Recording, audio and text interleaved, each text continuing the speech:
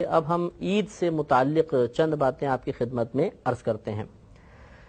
یاد رکھیں کہ ایک رات کہلاتی ہے چاند رات، اس سے اگلے دن عید کا دن ہوتا ہے۔ نبی کریم صلی اللہ علیہ وسلم نے ارشاد فرمایا کہ جو اس چاند رات میں اللہ کی عبادت کرے تو اس دن جس دن لوگوں کے قلوب مر جائیں گے اس کا دل زندہ ہوگا۔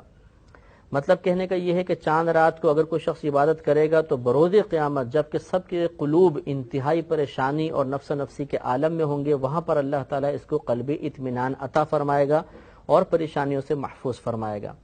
اب ہمارے ہاں عموماً چاند رات کا تصور ہوتا ہے مارکیٹس میں جانا اور خریداری کرنا، روڈوں سے باہر نکلنا، اور اس رات کو ہم عموماً آزادی کی رات تصور کرتے ہیں کہ پورے رمضان میں انتہائی پابندیاں تھیں اور اب یہ رات آزادی کی آ گئی اور اگلا دن بھی آزادی کا ہوگا، تو عموماً ہم اس کو غلط طریقے سے اس رات کو گزارنے کی کوشش کرتے ہیں۔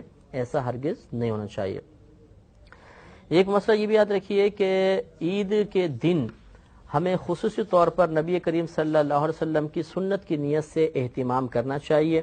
لہذا یہ سنت کریمہ ہے کہ عید کے دن جسم کی صفائی وغیرہ کرنا، بال وغیرہ بنوانا، ناخن کاٹنا، اس کے علاوہ غسل کرنا، نئے کپڑے میسر ہوں تو نئے ورنہ پرانے کپڑے دھو کر پہننا، اس کے علاوہ اچھی طرح عطر وغیرہ ملنا، سرما لگانا اس دن خاص طور پہ سنت ہے، مسواک وغیرہ کرنا۔ اور یہ نبی کریم صلی اللہ علیہ وسلم کی عادت کریمہ تھی کہ آپ ایک راستے سے عیدگاہ میں جاتے تھے اور دوسرے راستے سے واپس آتے تھے۔ لہذا ہمیں بھی یہ کوشش کرنی چاہیے کہ ایک راستے سے جائیں اور جب واپس آئیں تو راستہ بدل لیں، کسی اور راستے سے آئیں، تو یہ سنت کریمہ پر عمل کی سعادت حاصل ہوگی۔ اس کے علاوہ ہمارے نبی کریم صلی اللہ علیہ وسلم جب عیدگاہ کی طرف جاتے تھے تو پیدل تشریف لے جاتے تھے، سواری پر نہیں جاتے تھے۔ لہذا اگر ہماری مسجد یا عیدگاہ وغیرہ قریب ہے اور پیدل جانا ممکن ہو تو پھر پیدل ہی جانا چاہیے۔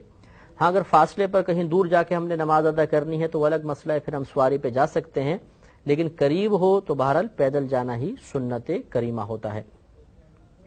اگر عید الفطر ہے، یعنی جس کو ہم رمضان کے بعد والی میٹھی عید کہلاتی ہے، اس میں جب آپ عیدگاہ کے لیے جائیں تو جانے سے پہلے طاق عدد میں کھجوریں کھانا سنت کریمہ ہے، تو 3، 5 یا 7 کھجوریں تناول کر لیں اور اس کے بعد پھر مسجد کی طرف جائیں تو انشاءاللہ اس سنت پر ادائیگی کا ثواب بھی حاصل ہو جائے گا۔ اور یہ اچھی طرح یاد رکھیں کہ عید کے دن کا روزہ رکھنا مکروہ تحریمی ہے، یعنی حرام کے نزدیک ہے، لہذا عید کے دن کا ہرگز روزہ نہیں رکھیں گے۔ عید کی نماز ادا کرنا یہ واجب ہوتا ہے اور 2 رکعت نماز ہوتی ہیں۔ اس کا طریقہ انشاءاللہ میں آپ کو عرض کرتا ہوں۔ عید کی نماز کے بعد آپس میں مبارکباد دینا، گلے ملنا، یہ مستحبات ہیں اور مسلمانوں میں رائج ہیں، اس میں شرعاً کوئی حرج نہیں ہوتا ہے۔ ایک مسئلہ یہ بھی یاد رکھیں کہ عید کی نماز آپ ادا کرنا چاہیں تو کوشش کریں کہ پہلے جلدی جانے کی کوشش کریں۔ ہمارے یہاں ایسا ہوتا ہے کہ ایک تو ہم سو کر بہت دیر سے اٹھتے ہیں، پھر جلدی غسل کرتے ہیں، اور وہاں پر جب خطیب صاحب دیکھتے ہیں کہ وہ مائک کی کھڑ کھڑ کی آواز سنائی دیتی ہے تو پھر ہم اسپیڈ کے ساتھ بھاگ کے پہنچتے ہیں اور سب سے آخر میں مصلی بچھا کے نماز ادا کرتے ہیں، اور راہ فرار اختیار کرنے میں سب سے پہلے ہم ہوتے ہیں، کیونکہ سب سے پیچھے ہوتے ہیں تو سب سے پہلے نکل جاتے ہیں۔ تو ہمیں کوشش کرنی چاہیے کہ عید کے دن آگے سے آگے رہیں اور پہلی صفوں میں نماز ادا کرنے کی کوشش کریں کہ مجمع جتنا بڑا ہوتا ہے اللہ کی رحمتیں اتنی زیادہ نازل ہوتی ہیں اور اگلی صفوف پر خاص طور پر رحمتیں نازل ہوتی ہیں، لہٰذا اس دن میں سستی نہیں کرنی چاہیے۔ ایک مسئلہ اچھی طرح یہ بھی یاد رکھیں کہ جب تک عید کی نماز نہ ہو جائے مرد اور عورت دونوں کے لیے ہر قسم کے نفل منع ہوتے ہیں، نہ گھر پہ پڑھ سکتے ہیں نہ عیدگاہ میں پڑھ سکتے ہیں۔ لہذا خواتین گھر میں نہ پڑھیں، مرد بھی نہ پڑھیں۔ پھر اگر مرد مسجد میں آئیں تو تحیۃ المسجد وغیرہ بالکل ادا نہ کریں، تحیۃ الوضو نہ پڑھیں، بلکہ پہلے عید کی نماز ادا کریں۔ چنانچہ اس دن چاش اشراق وغیرہ نہیں پڑھیں گے، یعنی عید کی نماز سے پہلے۔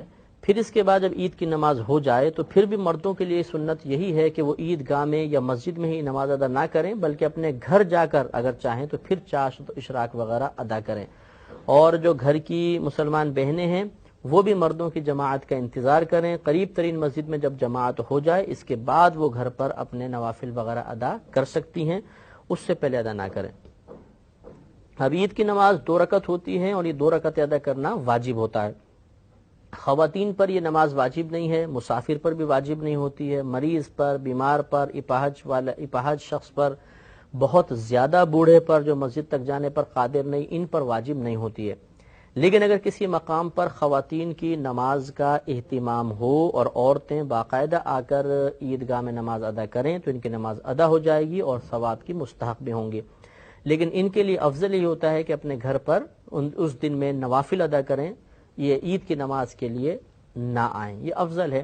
اور ہاں اگر پردے میں آ سکتی ہیں، فتنہ وغیرہ کا اندیشہ نہیں ہے اور پھر یہ جماعت میں شامل ہوتی ہیں تو بہرحال جماعت میں شامل ہو سکتی ہیں اور ثواب کے مستحق بھی ہوں گے۔ اس وقت پھر یہ واجب کی ہی نیت کریں گے۔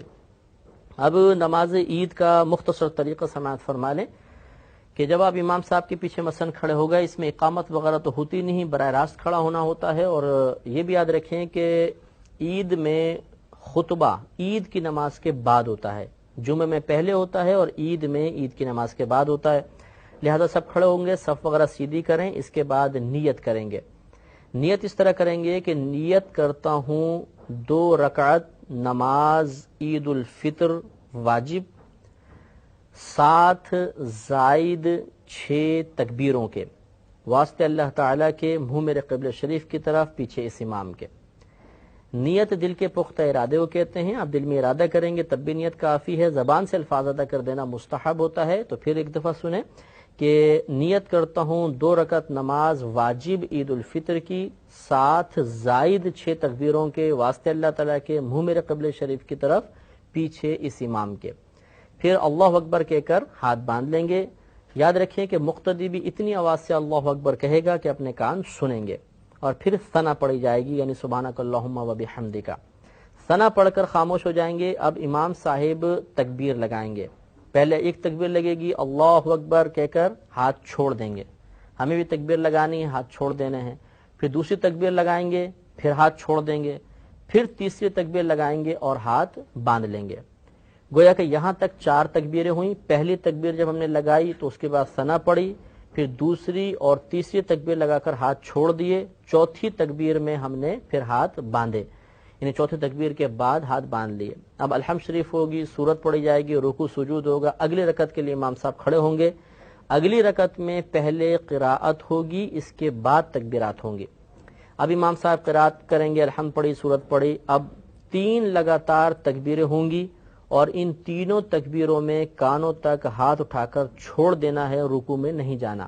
تو اللہ اکبر چھوڑ دیں، پھر اللہ اکبر چھوڑ دیں، پھر اللہ اکبر چھوڑ دیں۔ اب جب چوتھی تکبیر امام صاحب لگائیں گے تو اس چوتھی تکبیر میں بغیر ہاتھ اٹھائے رکوع میں چلے جائیں گے اور پھر رکوع میں چلے گئے، اس کے بعد پوری نماز مکمل کر لیں۔ تو اسی لیے ہم نے نیت میں یہ الفاظ ہم ادا کرتے ہیں کہ 7 زائد 6 تکبیروں کے، اس میں 6 تکبیریں زائد لگتی ہیں۔